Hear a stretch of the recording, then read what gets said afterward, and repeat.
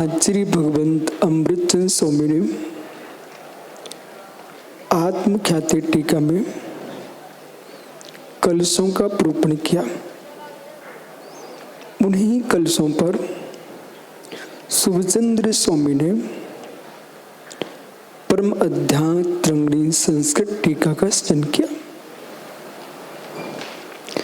126 कलश क्रमांक में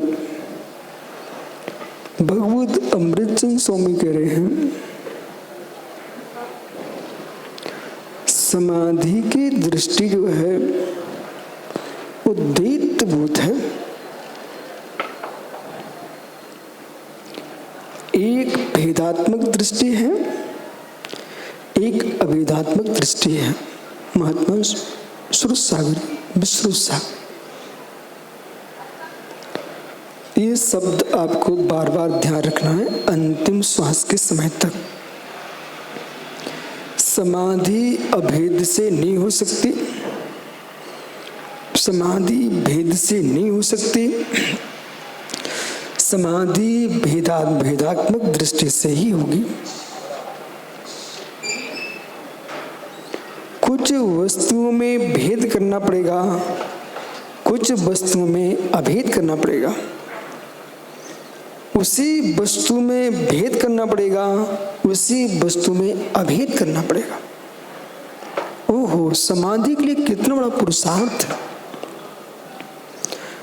एक ही वस्तु पर भेद दृष्टि बनाना है, एक ही वस्तु पर अभेद दृष्टि बनाना है, तो समाधि होगी। कैसे कैसे?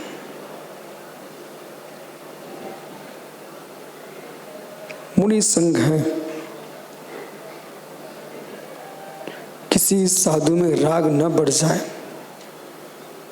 किसी त्यागी प्रति राग न बढ़ जाए, इनमें भेद किसी भेद कीजिए।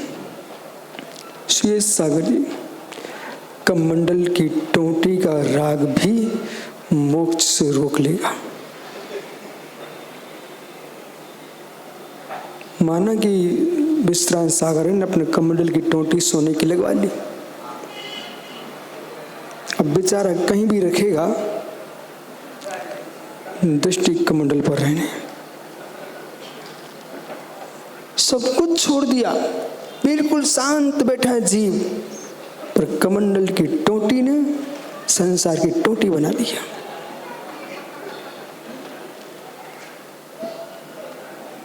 अरे सुंदर डंडी बनवा ली, सुंदर चैन लगवा दी कमंडल में, वो भी तुम्हारे बंद का ही कारण है सौम्य सागर जी, बंद का ही कारण है।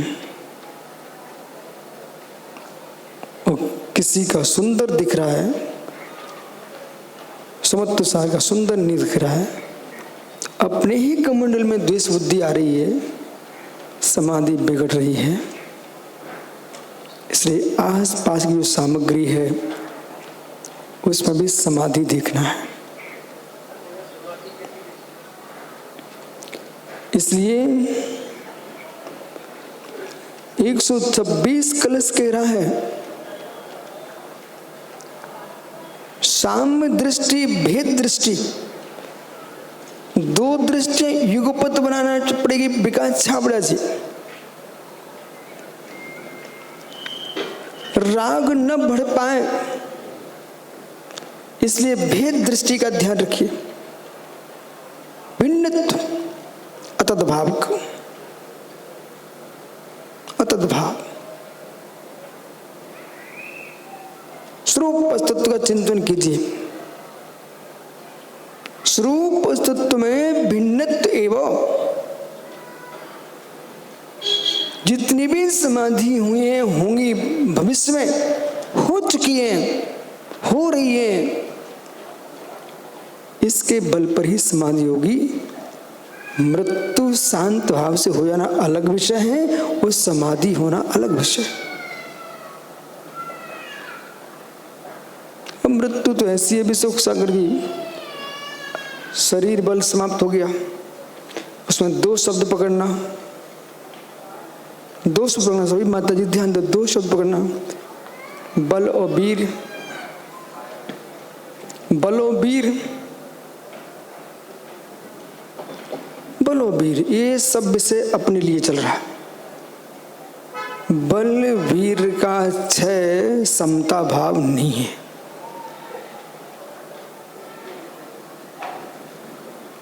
बल वीर का क्षय समता भाव नहीं है।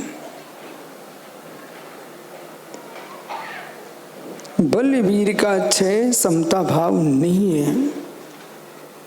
पुनः कह रहा हूं, बल वीर का क्षय समता भाव नहीं है। आहार मिलने से शक्ति आती, वो क्या है? बल। वो आत्मशक्ति वीर है। इन दोनों की कमी होने पर समता भाव कहना इस शाश्वत जी का अज्ञान भाव है। बोलेगा बालक कुछ, मैं स्पष्ट कर रहा हूं। उम्र के ढलने पर, मृत्यु के होने पर शरीर का रक्त पानी हो जाता है। उम्र के ढलने पर नारी में पुत्र उत्पत्ति की शक्ति समाप्त हो जाती है। उम्र ढलने पर पुरुष का वीर क्षीण हो जाता है। सामर्थ्य का अभाव हुआ है, न कि ब्रह्मचर्य का जन्म हुआ है। शक्ति क्षीण हुई है, ब्रह्म प्रकट नहीं हुआ। विकास छाबड़ा जी, ऐसे बल समाप्त हुआ है, वीर समाप्त हुआ है, समता नहीं है। ये क्रोध करने के लिए शक्ति चाहिए। विभंजन सागरी, नेत्र के पलक को ऊपर उठाने के लिए बल चाहिए। हमारे छुल्लक जी कल समाधि हुई। मुनिराज विश्व तीर्थ सागर जी महाराज विश्व तीर्ण, विश्व उत्तीर्ण हो गए हो, तो उनको सब समझ में आ रहा था। एक दिन आम के वृक्ष के नीचे, पर उनको थोड़ी ठंडी लग रही थी।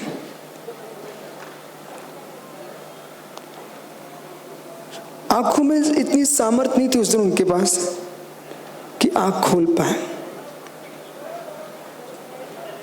तो विवर्धन सागर जी, आप ध्यान रखना भविष्य में, क्योंकि कुशल समाधि करा रहे आप, हो सकता और भी कोई आपके पास आएंगे हम जैसे लोग, तो इतनी पाबंदी रखना, लोग जबरदस्ती मेरी आंखें न खुलवाएं, जबरदस्ती सुनाए भी नहीं, बार बार बोले भी नहीं। ये सभी को ध्यान रखना है। जब हमारे पास स्वास्थ्य खराब होता है तो सुनने की इच्छा नहीं होती किसी की। स्वास्थ्य खराब होता है तो बोलने की इच्छा नहीं होती किसी से। एक अंतरा, एक उपास में आदमी कहता बस शांत बैठिए आप। वो जिनके उदर में भोजन नहीं जा रहा है, शरीर सूखी लकड़ी ऐसा हो चुका है, वीरंतराय क्रम का क्षोभम मंद हो चुका है, सत्य भी समाप्त हो रहा है, ऐसे काल में आंख कोई खुलवा सकता तो श्रद्धा, आस्था, सम्यक दर्शन, सम्यक ज्ञान, सम्यक चारित्र। जितने माता जी महाराज जी हैं, आप सबसे मैं बड़ी करुणा से कह रहा हूं, स्वाध्याय में चित्त बढ़ाइए। ये आपका जो स्वाध्याय है, ये समाधि काल में आपके छपक का काम नहीं, निर्यापक का काम करेगा। हम छपक मात बनना पसंद नहीं कर रहे हैं, हम छपक बनने के साथ निर्यापकाचार भी बने, ये हमारा मतलब है। हम छपक बनने के साथ साथ निर्यापक भी बनना चाहते हैं। जो हमारे व्यवहार निर्यापक होंगे वो हमको बाहर का नमोकान सुनाएंगे, पर और भीतर का नमकार तो मेरा निज का निर्यापक ही सुनाएगा।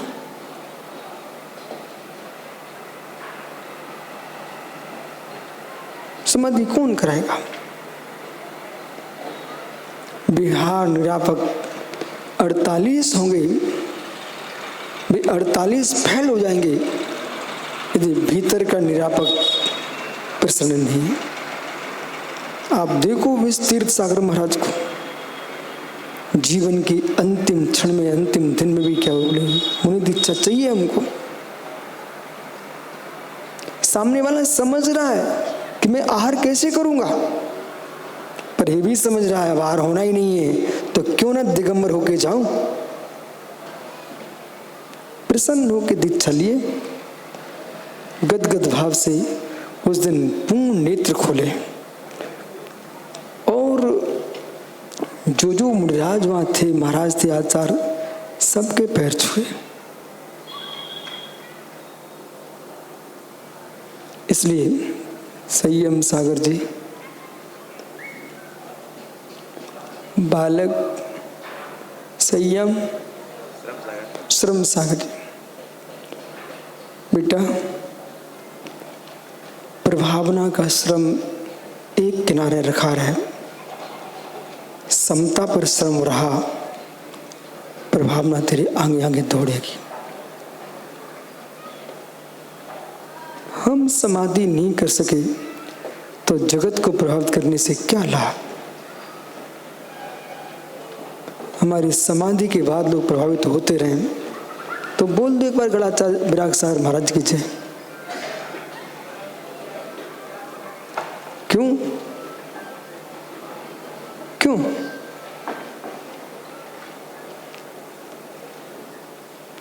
जहां उन्होंने तीर्थ नहीं बनाया वह समाधि ने तीर्थ बनाया।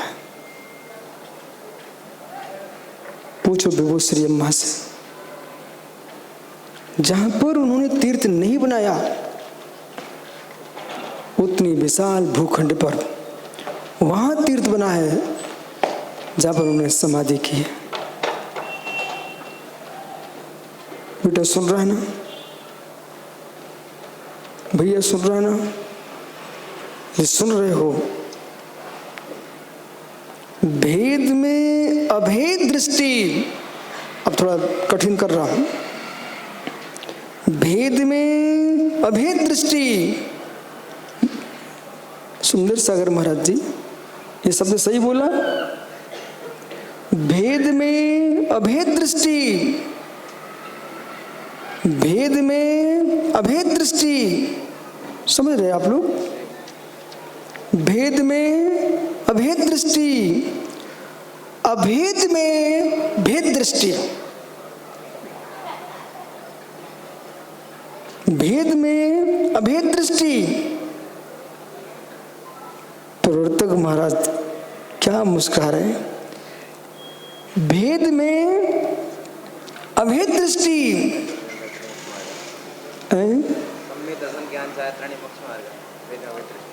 भेद में अभेद दृष्टि। अब सम्यक दर्शन ज्ञान चाटन मोक्ष मार्गा, अभी भोले मोटे ये दृष्टि नहीं हमारी। सम्यक दर्शन ज्ञान चाटन मोक्ष मार्गा ये तो भेदात्मक है। आधाओं को मचनाने आधा दिन से चरते आधा संबर जो आधा खुद चखाने, तो आत्मा ही संबर योग प्रत्याख्यान ये सब ठीक है। अभी हमारी दृष्टि कुछ और चल रही है। अभेद रत्नत्रय भेद रत्नत्रय ठीक है, भेद रत्नत्रय अभेद रत्नत्रय की व्याख्या भेद रत्नत्रय भेद रत्नत्रय नहीं है। जो मैं कह रहा हूं उसे सुनो। विभू सागर जी, भेद में अभेद दृष्टि, छाबड़ा जी आगम का शब्द है, आगम का शब्द है। अध्रुव पर ध्रुव दृष्टि, ध्रुव पर ध्रुव दृष्टि, ध्रुव पर ध्रुव दृष्टि, अध्रुव पर भी ध्रुव दृष्टि। समझाता, टेंशन नहीं लेना। क्या बोले? भेद में अभेद दृष्टि। महात्मा विभंजन सागर जी, हे मित्र, ये माला मणियों की आपके सुपयोग में साधन है, लेकिन ये दृष्टि को रखना, ये माला मणि मोतियों की हमारी समाधि भंग कर सकती है। कैसे? ठहरिए। समाधि दिगंबर मुनि की 24 घंटे होती है, मरण अंत में होता है। समाधि 24 घंटे होती है। समाधि से तात्पर्य दया दम त्याग समाधि निष्ठम। समाधि से तात्पर्य समधि। समधि, अब समधि भेद रूप जगत के जो भिन्न द्रव्य हैं उन सब में साम बुद्धि होना, इसका नाम समाधि, विभार समाधि। और निज आत्मा में ज्ञान दर्शन सुख वीर इन भेदों से भिन्न होकर के एक अखंड ध्रुव चैतन्य पिंड ज्ञान घन चैतन्य मान ली, परमानंद सान ली, टंकोदगीन ज्ञायक समावी भगवान आत्मा पर जो एकत्व दृष्टि है वह अभेद समाधि है। ऐसी अभेद समाधि के लिए न मणि चाहिए, न मोती चाहिए, न माला चाहिए, कुछ भी नहीं चाहिए, कुछ भी नहीं चाहिए, एकमात्र ज्ञायक की लीनता चाहिए। उस ज्ञायक की लीनता में सब विघ्न है, कुछ नहीं। निज में गड़े हो तो गड़ना किसकी? जब तक निज में नहीं गड़े हो करो गड़ना भगवान की।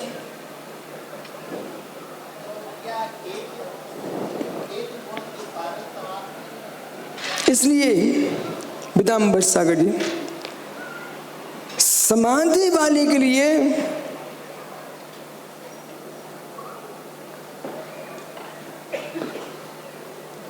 भेद में अभेद दृष्टि चाहिए।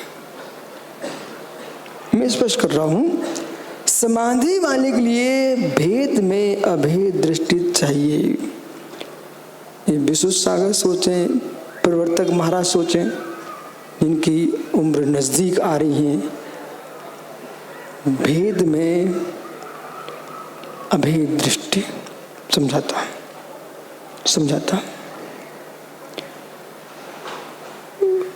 प्रधानमंत्री जी आए, राष्ट्रपति जी आए, उपराष्ट्रपति जी आए, गोमटेस में विस्तृत सागर सब देख रहे थे। किसी भी देश का प्रधान नेता होता है, उसके पीछे जब वो भाषण करता है तो पीछे एक आदमी खड़ा रहता है, वाह। वो कितनी छोटा हो, लंबा हो प्रधानमंत्री, लेकिन वो गाढ़ लंबा ही होता है, मूर्तिवत खड़ा होता है यूं, और धीरे से उसको देखना, उसकी आंखों पर काला चश्मा होता है। प्रधानमंत्री जी क्या भाषण कर रहे हैं उसे सुनाई नहीं पड़ता, उसे मतलब ही नहीं है। सभा में कौन कौन बैठे हो, कैसे बैठे हैं, उसकी पूरी दृष्टि कहाँ है।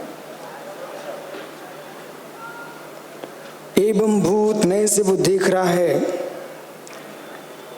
कि मेरी दृष्टि में सभी शत्रु हैं। किसने से? एवं भूत ने से हर व्यक्ति को शत्रु की दृष्टि देख रहा हो, इसलिए प्रधानमंत्री की सुरक्षा है। ऐसे विदाम्बर सागर जी को संसार की प्रिय अप्रिय प्रत्येक वस्तु को अप्रिय भूत देखना पड़ेगा, तब समाधि कर पाएंगे।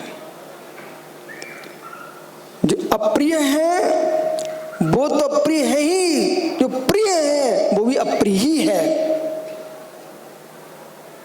जो प्रिय है वो रागभूत है, अप्रिय है द्वेषभूत है, और राग देश में समाधि कहाँ। इसलिए समाधि वाले के लिए प्रिय अप्रिय विवाह श्री माता जी दोनों ही अप्रिय हैं।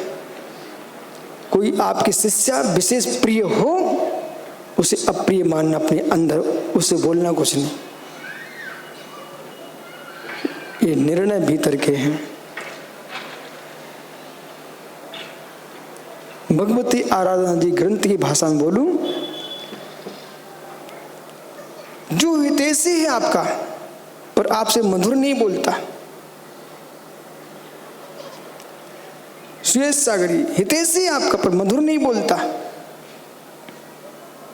वो आपका कौन है? कौन है? वो आपका प्रतिकूल मित्र है। वो क्या है? प्रतिकूल मित्र है। जैसे मैं आपको कभी समझाऊं, आपको बुरा लग रहा है, पर मैं आपका प्रतिकूल मित्र हूं। हम समझा देंगे, दूसरा समझाने नहीं आएगा, और यहां नहीं समझ पाए तो पूरी समाज समझाएगी।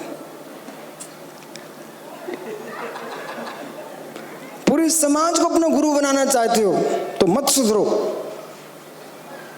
और पूरी समाज के भगवान बनना चाहते तो गुरु की बात को सुन लो।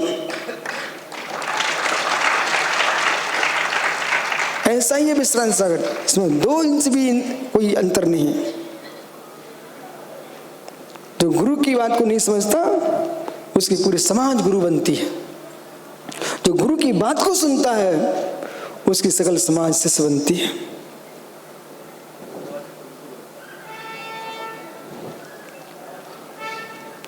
कहां पहुंचे? अनुकूल शत्रु। अनुकूल शत्रु कौन है? हे महाराज जी,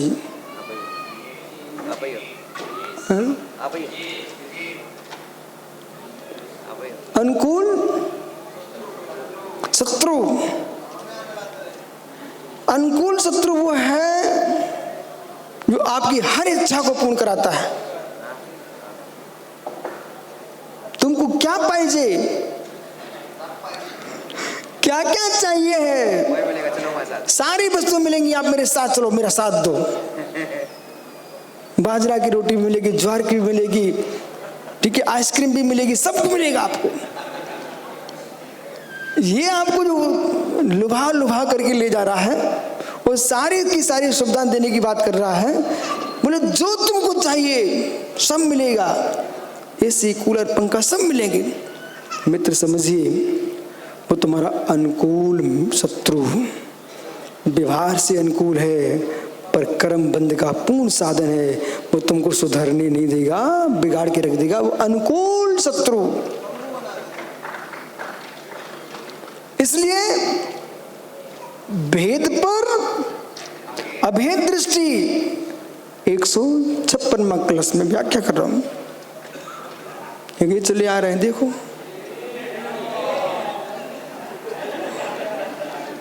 सुप्रभ साहब बुला रहे। भेद पर अभेद दृष्टि।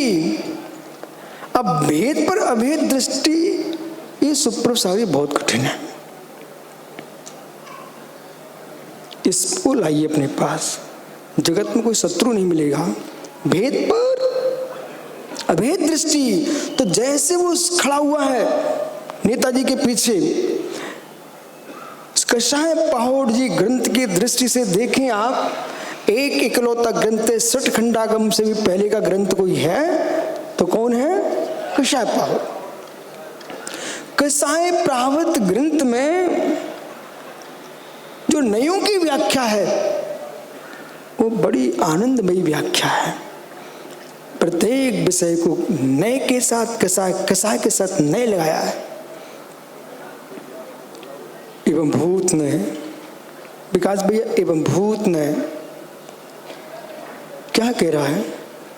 वो पुरुष जो पीछे खड़ा हुआ है नेताजी के, सम्राट के, भेद पर अभेद दृष्टि। आप निर्णय करो, मैं खोलता हूं विषय को। भेद पर अभेद दृष्टि, आराध्य सागरी, भेद पर अभेद दृष्टि। एक एक को देख रहा है, सबको भिन्न भिन्न देख रहा है, परंतु उसकी दृष्टि अखंड है। भेद पर अभेद दृष्टि, ये हमसे भिन्न भिन्न भिन्न भिन्न, इसमें किंचित भी अभिन्नपना नहीं ला रहा है। यही उसकी भेद पर अभेद दृष्टि है। आया समझ में?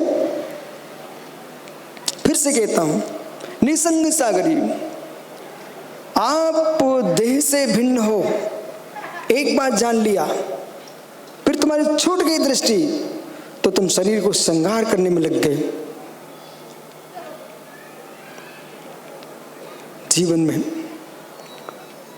जीवन में सारस्वत जी, बालक, तुम बाहर जा रहे हो, अकेले कमरे में किसी वचन पटु को मत बिठाना। एक व्यक्ति वचन पटु तुम्हारे कमरे में बैठ गया, वो तुमको प्रभावित कर लेगा और तुम्हारे मूल सिद्धांत तुमको दूर कर देगा।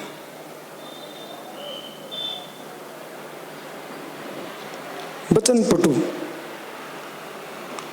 पटु ऐसी बातें करना जानता है कि आप उसकी बातों में लग जाएंगे और मालूम चला कि तुम्हारा तत्व ज्ञान समाप्त हो गया।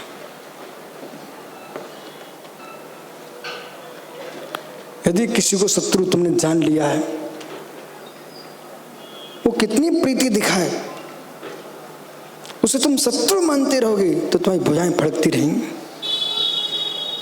और तुमने शत्रु नहीं माना तो भुजाएं शिथिल हो जाएंगी। वीर पुरुष पड़ोसी देश के सैनिकों के साथ त्योहार पर मिलकर मिठाई खाते हैं, पर दृष्टि में उन्हें विदेशी सैनिक ही मानते हैं। तभी देश की शक्ति और देश की रक्षा है। भिन्न देश की सीमा पर हमारे देश के सैनिक खड़े हुए हैं, अपने देश की सीमा पर, और यदि उनमें मित्रता हो गई, घनी मित्रता, श्वेत सागरी, हमारा देश नष्ट हो जाएगा। सैनिकों के मस्तिष्क में ये बुद्धि रहना ही चाहिए, भारत भारत है। सैनिकों की दृष्टि में होना ही चाहिए। और दो देश के सैनिक मिल गए, दो देशों का नाश हो जाएगा। किसी एक का नाश नियत है। बराबर बड़े बड़े युद्धों में सुंदर सागर महाराज जी, जहां देश खाक हो रहा है, वहां पर भी ऐसे लोग मिले, सुब्रत साहू ने टैंक बेच डाले, बारूद बेच दिया। ये सब खुल के आता बाद में। के देश के सैनिकों ने समर भूमि में जो टैंक रखे थे, वो टैंक ही बेच दिए। बाहर का पैसा मिल गया। विवर्धन सागर जी, आपके देश के माना कि कोई खिलाड़ी थे, उन्हें अंदर का पैसा अंदर ले लिया, खेल अच्छे से नहीं खेला, सामने वालों को जिता दिया, लेकिन हम माला माल हैं। अब दृष्टांत बहुत हो गया, अब सुनो दृष्टांत पर चलिए। भेद पर अभेद दृष्टि, ऐसे ही शरीर और आत्मा, इनमें एकत्व के भिन्नत्व है। कभी दुलार बढ़ गया, प्रेम बढ़ गया, आपने भेद पर अभेद दृष्टि नहीं रखी, जरा प्रेम बढ़ गया और शरीर में राग बढ़ गया, परमाणु प्रमाण भी राग बढ़ गया है, वो तुम्हारी समाधि की हत्या कर देगा। एकांत में तो कितने श्रेष्ठ लोग हों, बात नहीं करना। 1000 1,00,000 लोगों को विवर्धन सागर 1 घंटे में 1 करोड़ लोगों को प्रवचन सुना सकते हैं, और एक आदमी तुम्हारे पास आके बैठ जाए, तुम्हारे 10-50 घंटे खराब कर देगा। अकेले शून्य कक्ष में बैठो, तुम 10 प्रश्न लिख दोगे 1 घंटे के अंदर, और एक आदमी आके बैठ गया तुम्हारा पूरा समय समाप्त कर देगा। लगता है मित्र है, खोजोगे तो तुम्हारा कितना घाटा दिया है, शत्रु है। अब बोलो बराबर, स्वीकार। ऐसा ही है। विकास चाहिए प्रज्ञा का, तो प्रज्ञाहीनों से दूर रहिए। विशोक सागरी, सेंट की शीशी कितनी 1000 लेके आ जाओ, मिट्टी के तेल के ड्रम के पास रखें तुम, क्या होगा? गंध किसकी फैल रही है? ऐसे ही मानो कि तुम्हारी बुद्धि एक सेंट है, इत्र है, सुगंधित। दुनिया के मिट्टी के ड्रम है, तेल के, इनसे दूर रहो, नहीं तो हमारी सब इत्र को खराब कर देंगे।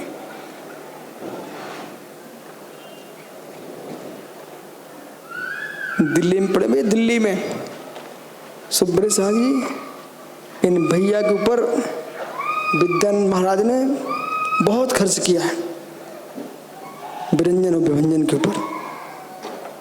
सही कह रहा हूं? पर मैंने तो कोई खर्च नहीं कर पाया। हम अपनी एक सिटी में रहे, यूनिवर्सिटी में, वो आचार्य विराग सागर। लेकिन मानना पड़ेगा, तुम स्वर्ण पदक जीता प्राकृत में, इन्होंने स्वर्ण पदक जीता है प्राकृत में।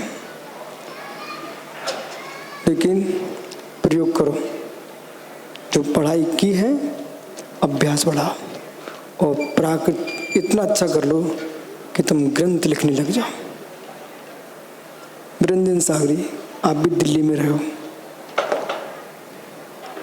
निर्णय कर लो, सब होता रहेगा। एक सिद्धांत बना लो, चंदन के वृक्ष किसके पास गए? चंदन के वृक्ष किसके पास गए? चंदन के वृक्ष के पास कौन नहीं गया? गए ना। बस आप चंदन के वृक्ष बन जाओ, जगत तुम्हारे पास आए, हम जगत के पास नहीं जाएंगे। आएगा पक्का सिद्धांत अपना, पक्का 100%। हम लोग तो यही सोचते, कोई नहीं आया, अपना समय बच गया। इस सोच वाले हम छतरपुर, पन्ना, या लोग चातुर्मास किए गांव में, हमने कुछ नहीं। सुबह शाम लोग आए, दिन भर भिलाई में हमने चातुर्मास किया, सेक्टर 6 में। सुबह शाम लोग दिखते थे, दिन भर हम कोई नहीं होता था, मात्र अकेला। पर दुनिया की दृष्टि में अकेले होते थे, हमारे पास आगम होता था। बहुत पढ़ाई हुई भिलाई में, दुर्ग में बहुत पढ़ाई। ये सोचो ही मत कि कोई मेरे पास नहीं आ रहा है। हम तो चंदन के वृक्ष हैं, हमारी सुगंध बढ़ेगी, लोग आएंगे।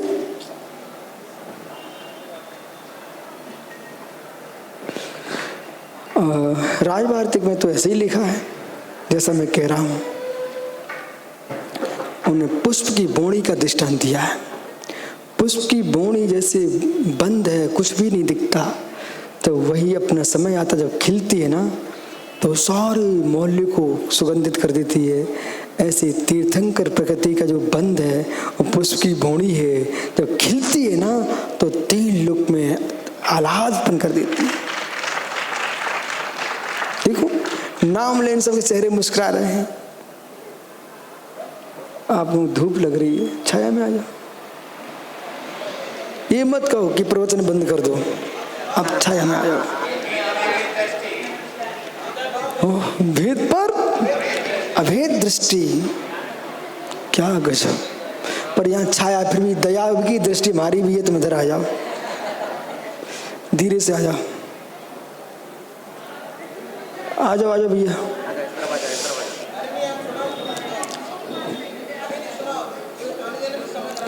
भेद पर अभेद दृष्टि, भेद पर देखो महाराज जी, यथार्थ बताओ ना, हम लोग इसी विद्या के बल पर 24 घंटे मुस्कुराते हैं।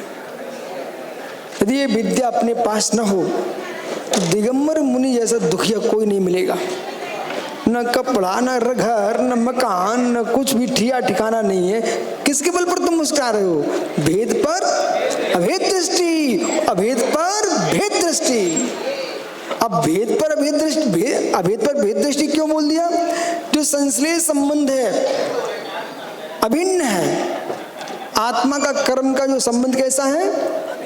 अभेद है, अछिद्र है, अभेद है।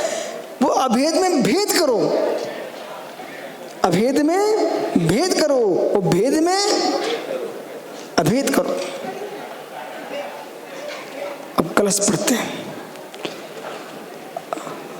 है कुछ सुंदर सागर महाराज, हमने सुना है कि आचार्य विद्यानंद महाराज जो दिल्ली में थे, वे समय सार को सुनने के लिए विद्वानों को बुलाते थे और स्वयं भी व्याख्या करते थे समय सार की, और समय सारी विद्वानों की बुला करके सुनते थे। परम सत्य है, वो जीव भी संलेखना के काल में कितना भाग्यवान था। जीवन क्या जिया वो छोड़ो, मरण कैसे किया ये देखो। मत तो उनकी समाधि में भी, ये आज विराग सागर समाधि हुई तो एक महाराज तो बोल ही गए, क्या दोनों ने सुंदर समाधि की है। उनकी समाधि में बहुत सारे मुनिराज पहुंच गए, दक्षिण भारत के भट्टारक लोग पहुंच गए। आइए, तो ये सब आ गए, छोड़ो, फोटो खिंचाने वाले भी कुछ पहुंचे होंगे, पर भेद पर अभेद दृष्टि। तो जब भी हम खाली हों, रात्रि में विश्राम कर रहे हैं, नींद नहीं आ रही है, तो हम करवटें न बदलते रहें। अपना अभाग्य, नींद नहीं आ रही है तो हम तत्व चिंतन करते रहें। माला तो तुम्हारे हाथ में रहे। जब समाधि काल आता ना तो अपन लोग क्या करते हैं? हम तो पढ़ाई करते, देखो ऐसे विश्व तीर्ण महाराज की संलेखना चल रही थी, तो कोई महाराज जी कान में सुना रहे थे, कोई महाराज जी पिच्छी पकड़ा रहे थे, देखो आप महाराज हो, कोई महाराज जी माला दे रहे थे, माला फेर लो। बड़ा आनंद आ रहा था मुझे। हम कि ऐसा होता है देखो, तो अपन सुप्रो सागर आप तो माला हाथ में लेके ही सोना। अरे आ गई नहीं तो पड़ी रहने दो, कौन वो भगवान है माला कि भैया ऐसा हो गया, ऐसा हो गया, अभिनय हो गया। तो साधन है, सो माला लेके सोना। उसमें 2 लाभ, माला फिरती रही, अंतिम सांस निकल गई, हम भगवान का नाम लेके मरे। दूसरी बात क्या ना, अपन मर गए, प्राण निकल गए और फिर विकास छाव जैसे मुमुक्षु देख भी आए, क्या हुआ, लेकिन हाथ में माला फंसी थी। अरे देखो, अंतिम समय ने माला नहीं छोड़ी। पिच्छी से द्रव्य संयम का ज्ञान होता है, तो माला से तुम्हारे भाव, अंदर के द्रव्य भावों का बोध होता है, इसलिए माला फेरते रहना चाहिए। और माला में तो हाथ ऐसे गिनते रहो, तो मृत्यु होगी ना तो हाथ वहीं मिलेगा। इससे क्या होगा? आपके माध्यम से धर्म की अप्रभावना नहीं होगी, अंतिम श्वास से तुम प्रभावना करके जाओ।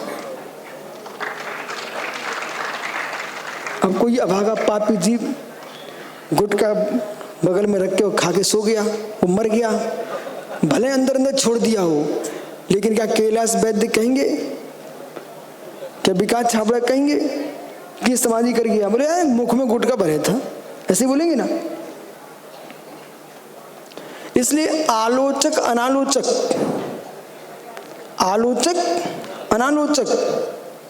हम अपने निर्यापक की खोज में गए हैं, गुरु की खोज कर रहे हैं, मुझे आलोचना करने जाना है, ठीक है, आलोचना नहीं भी कर पाए तब भी हम आलोचक हैं, और गुरु के पास भी पहुंच गए पर गुरु तुम्हें दिखाई नहीं दे रहा है, अब तब भी अनालोचक हैं। इसलिए आलोचना में कमी करना नहीं, दोष लगाना नहीं। जो शुद्ध हृदय से पूरी आलोचना करता है वो व्यक्ति दोषों से बचता है। जैसे उदाहरण दूं मैं, जब हम संघ में आए थे, आपका समय बदल गया विवर्धन सागर जी। हम जब संघ में थे तो हमको प्रतिदिन ये बताना पड़ता था किस घर में आहार हुए, वो आहार में ग्रहण क्या क्या किया है। तो उसमें क्या होता था मैं अपनी बता सकता, क्या होता था कि सब बताना पड़ेगा ईमानदारी से, मायाचारी रहित, तो हम लोग कम खाते थे, ईमानदारी बता रहा हूं। अब वो हमको वही आदत है, जैसे 4 साग हैं तो हम 4 नहीं लेंगे, फिर एक कोई ले लिया, 3 हटाओ यार, गिनना पड़ेगा अभी। ठीक है, वो ठीक कर रहे, पुरानी परंपरा का निर्वाह कर रहे हैं। आचार्य विमल साहब भी पूछते थे, सन्मति साहब भी पूछते थे, आचार्य विराज साहब भी पूछते थे, तो हम लोग सब बताते थे। अब उसी हमारे संस्कार वही थे। आचार्य विद्या साहब हमारे पास गया, छुल्लक था, मैं आचार्य श्री के साथ था। अब आहार करके पथरिया आए हम ना, जैसे ही लोगों ने छुल्लक दिया, चलो क्या पिच्ची की महिमा, भीड़ भग गई, हमें अंदर घुस गए, आचार्य श्री ने बिठा लिया। बच्चा हर को व्यक्ति प्रिय लगता ना, अपने बगल में बिठा लिया। मुझे क्या मालूम यहाँ की क्या व्यवस्था है। हम तो आचार्य विमल साहब पास गए थे सोनागर में, तो भी सबसे पूछ रहे थे, हम बता के आ गए थे, तो वहाँ भी हम पहुँच गए, मैंने बताना शुरू कर दिया। बोले लौकी की साग, रोटी, दाल। लेकिन हाँ खुश हो गए, बोले अच्छा ये भी चलता है क्या? बोले हाँ हम लोग सब बताते हैं आचार्य श्री को। बोले बहुत बढ़िया। उसमें क्या ना कुछ ऐसी सामग्री है जो लेके आएंगे तो शर्म लगती, बोले काजू खाए, किशमिश खाए, बादाम खाए, छुआरे खाए, मैंने कहा तो आदमी को, सुनने वाले सुनते तो शर्म लगती है, तो फिर मन कर दिया एक ही ले लो। समझ रहा नहीं तो क्या नाम इनका, विजय सागर जी कहेंगे, बोले मोमोस लिए, आइसक्रीम, तो मित्र गोलगप्पे। हाँ सुनो, आनंद आया कि नहीं आया? आइए, अभी भी देखो, लक्ष्य देखो कहाँ है।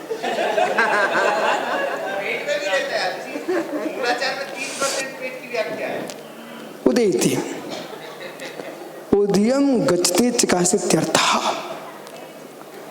उदय को प्राप्त होता है, प्रकाशमान होता है। प्रणय सागर, कहाँ तुम बुद्धि में क्या घुमा रहे हो, कौन सी गली में जाना है? इधर देखो, ये 24 घंटे दिमाग ही घूमता रहता है, कौन सा कार्यक्रम बनाना है। उदयति गच्छति चकास्ति, उदय को प्राप्त होता है, प्रकाशमान होता है। किम क्या? भेद ज्ञानम, क्या? भेद ज्ञानम। देखो विभव सागर से शुद्ध सागर मुस्कुरा रहे हैं। मालूम क्यों मुस्कुराओ भाई? बहुत दिन बाद ये सुन रहा हूं इसलिए मुस्कुरा रहा। आराध्य सागर, यही आराधना। संजयंत भेद ज्ञानम कृकचवत्, किसके समान? कृकचवत्, सरोते के समान। दुधा कारकम, जैसे सुपारी को छीलने वाला सरोता, देखा आपने? वो एक अखंड सुपारी को विश्राम सागरी यूं दबाओ 2 टुकड़े, ऐसे भेद विज्ञान के सरोतों को दबाओ, ये देह का मोटापा और राग देश के 2 टुकड़े करो और अभिन्न भगवान आत्मा को देखो।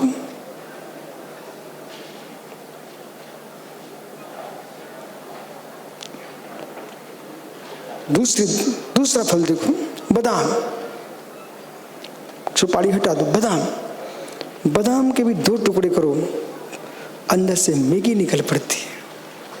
छिलके के 2 टुकड़े करो, अंदर से मैगी निकलती है। ऐसे भेद विज्ञान करो, चैतन्य भगवान आत्मा के दर्शन होते हैं। कीदृशम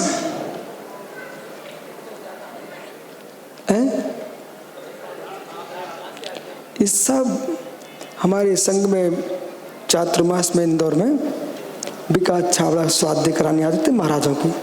सो सर्वासार से बोले इतनी कथा तुम बोलते हो उदाहरण भाई पुस्तक लिखना पड़ेगी हमको, विचित्र कथा, कहीं लगा हुआ विचित्र कामों में भाई। तो क्या है ना, अतिव्याप्ति अव्याप्ति असंभव, त्रिदोष लक्षण, त्रिदोष रहित शुद्ध लक्षण होना चाहिए। अब विभंजन सागर जी मित्र, दृष्टांत बोल देना ये दृष्टांत ही नहीं है, उदाहरण लगा देना उदाहरण ही नहीं है। जिसमें व्याप्ति घटित होती है वही दृष्टांत है, अन्यथा दृष्टांताभास। तो दृष्टांत में व्याप्ति लगना चाहिए, व्याप्ति लगना चाहिए। और जैसे व्याप्ति लगेगी तो दृष्टांत के माध्यम से वस्तु का ज्ञान शीघ्र होता है और वादी प्रतिवादी दोनों की बुद्धि ठीक हो जाती है।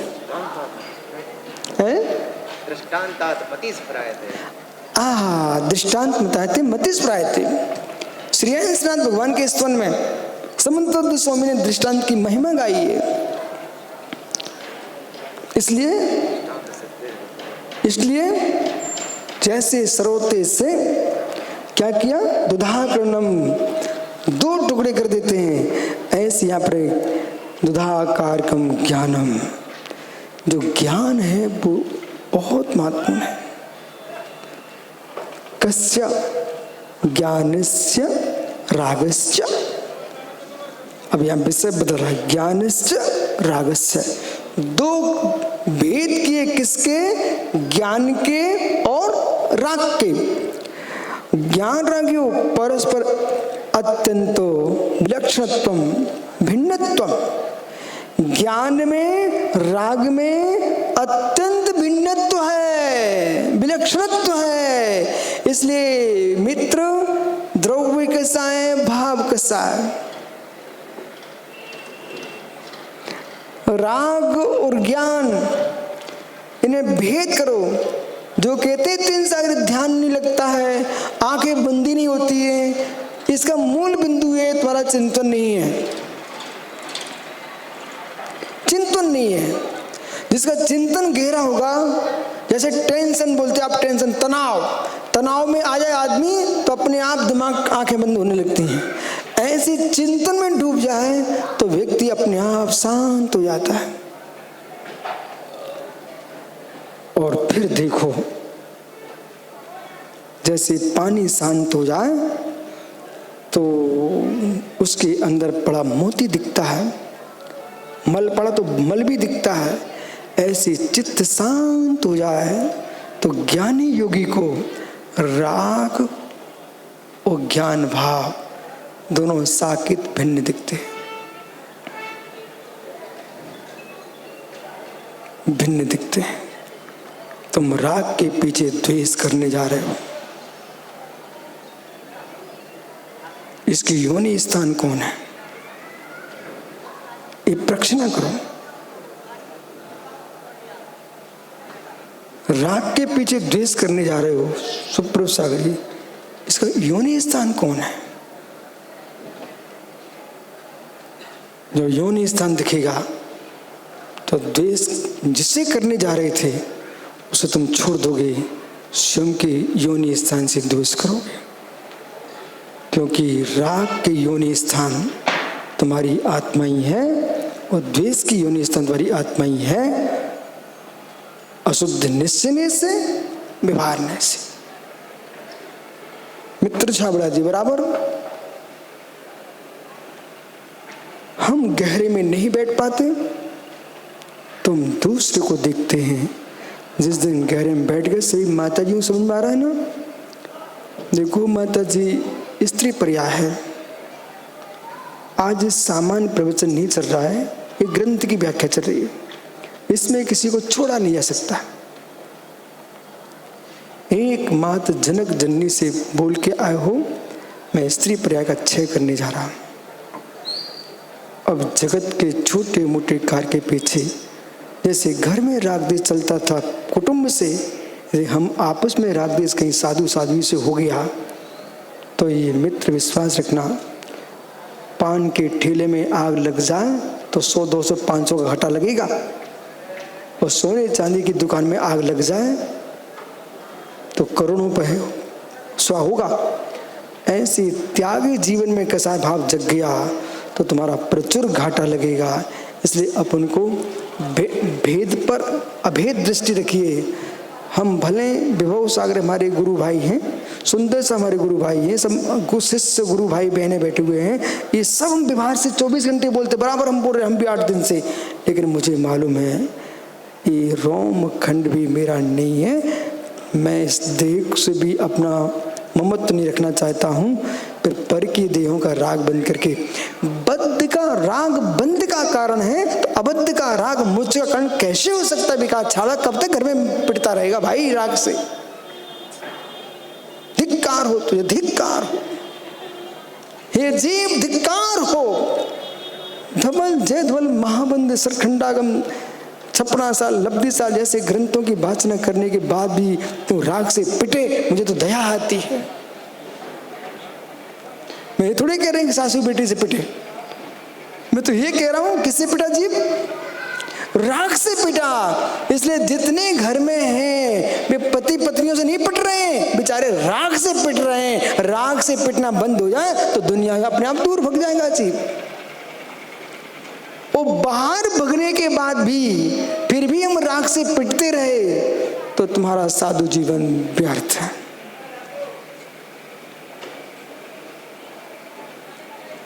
ये धूप से मिलो ना, आप अपना स्वभाव नहीं छोड़ रही, तुम बदलो, कितने स्थान बदलोगे?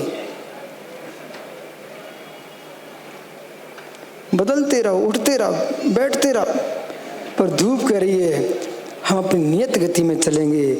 ऐसे योगी अपनी समता की नियत गति में चलता है, उसका नाम दिगंबर महामुरझास होता है। भाग जाओ खोसन सागरी, भाग जाओ, कहां जाओगे? राग की भूमि में घरे मिले तब मित्र तुमने कौन सा बड़ा काम कर लिया? भाग जाओ।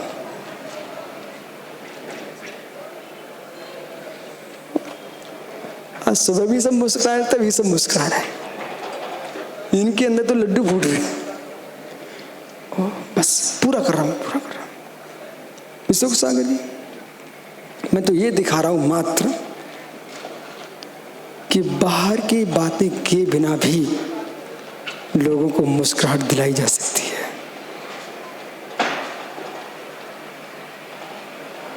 ये बहुत सारे महाराज जी माता जी को याद होगा 1994 में बीना कब थे अपन लोग? बीना 94। हाँ भाई, गुरुजी ने अशोक जी को, लक्ष्मी जी को हमारे कमरे में बोले जाओ विश्व साहब पास। याद है आपको? हाँ सामायिक बोले, नहीं सब बोले, सामायिक करवाना, द्रव्य संग्रह पढ़ाना, मतलब यहाँ तक गई। ये तो इतना सीधा साधा था, मैं इसको तो मालूम ये नाक्ष ने किया। सागर अशोक था ना, बहुत सीधा था। अरे मैंने इस भाई से कहा भाई परमात्मा और भर देगा तो बाहर निकाल के आ। याद है आपको? लेकिन सरल आदमी, सरलता का प्रभाव है। आज आचार के आश्रय पर आसने सुनिए, विषय क्या था? संयम सागर जी,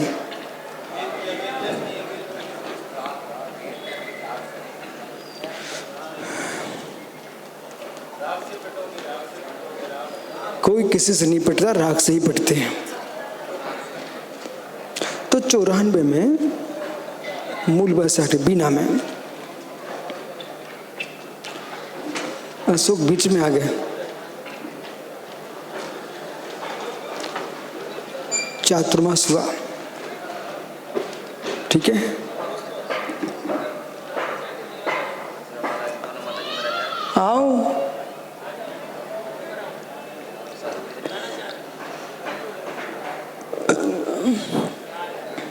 चलो,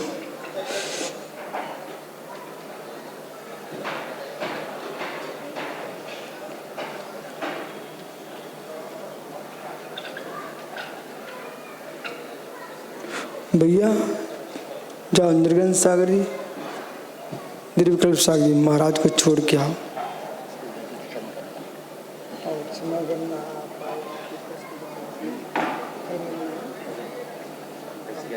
आपको कुछ भी हुआ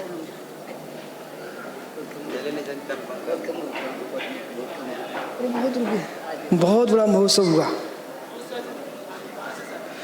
आज आपने उपवास कर लिया, एक उपवास धन्यो। ऐसे ग्रीष्म की तपन में भी ऐसे योगी विराजमान हैं, लोग ध्यान नहीं देते हैं इनका।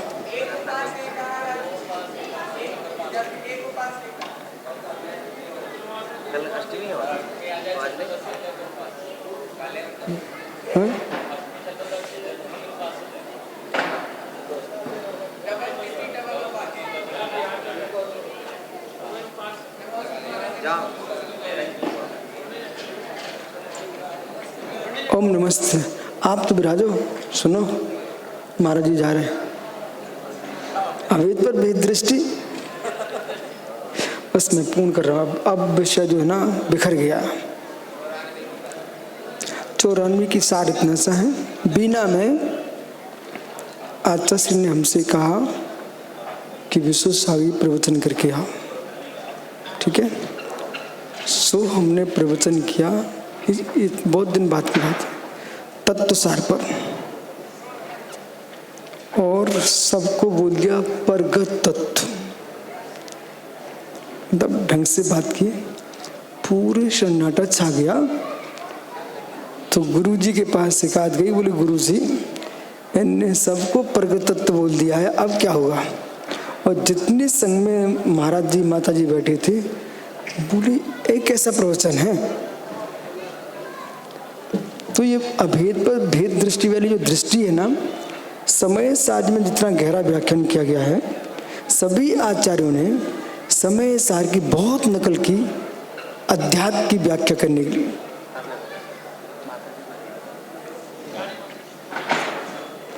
ठीक है, शेष आगे विचार करेंगे। सबको धूप लग रही है, परंतु आज का विषय ध्यान रखना, समाधि चाहिए। विकौशल महाराज, समाधि चाहिए तो भेद पर अभेद दृष्टि, अभेद पर भेद दृष्टि, बंध पर अबंध दृष्टि, अबद्ध में अबद्ध ही मत देखो, बद्ध में भी अबद्ध देखो, और बद्धमान से अबद्धमान से दोनों से राग हटाओगे तब समाधि हो पाएगी। बद्धमान विश्रांत आ गई, ये शरीर, ये आवाज, ये बद्धमान है तुम्हारा बद्धमान। ये चेले चेलियां अबद्धमान हैं, बिना बंधे लोग हैं, वे बहिरंग वस्तुएं हैं। और कर्म बद्धमान है, बद्धमान अबद्धमान दोनों से राग दृष्टि हटेगी तब समाधि होगी। मरण समाधि चाहिए है तो समत्व सार आज से ही प्रारंभ करना पड़ेगा। बहिरंग प्रभाव फैले, पर बहिरंग प्रभाव फैलाने का राग ना फैले तो हम सच्चे दिगंबर मुनि होकर रह पाएंगे, अन्यथा हमारा मुनित्व का विनाश हो जाएगा। कठोर शब्द है लेकिन भूतार्थ है। नमो रियंताड़म नमो सिद्धांड मोयरियाड़म मोज्जं नु सोम साउड़म।